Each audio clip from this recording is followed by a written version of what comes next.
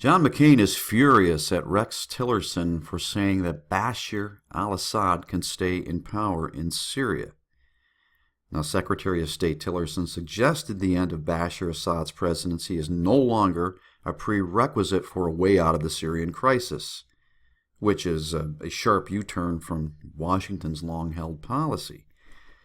I think the longer-term status of President Assad will be decided by the Syrian people, Tillerson said, at a joint conference with Turkish Foreign Minister Mevut Cavusoglu on Thursday. Now, later on, UN Ambassador Nikki Haley reiterated by saying our priority is no longer to sit and focus on getting Assad out. So it could be said that the entire proxy conflict with thousands of lives lost and millions of Syrian immigrants flooding Europe has been for nothing.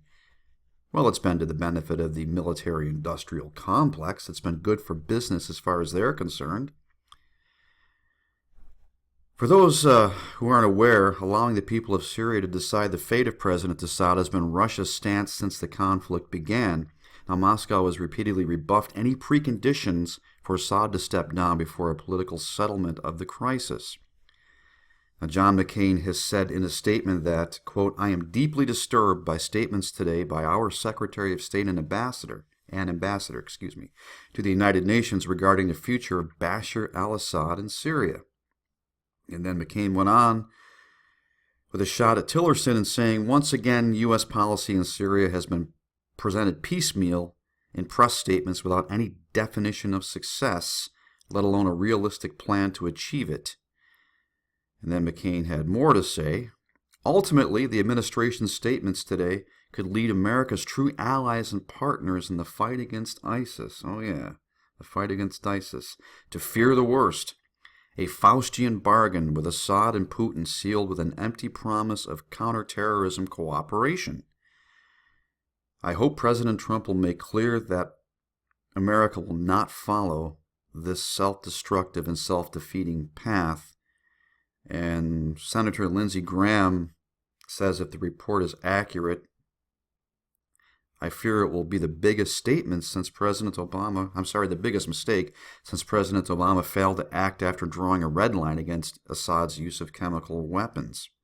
And this would be crushing news to the Syrian opposition, by the way, that the United States has funded and supported, and to our allies throughout the Middle East, Graham went on to say. Well, the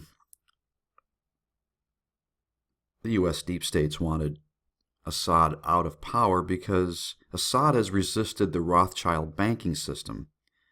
And with Assad in power, there can't be a pipeline running from the United Arab Emirates northward.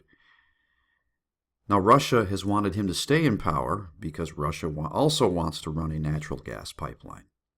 And they feel as though with Assad in power, it's more likely that they can run that pipeline through Syria.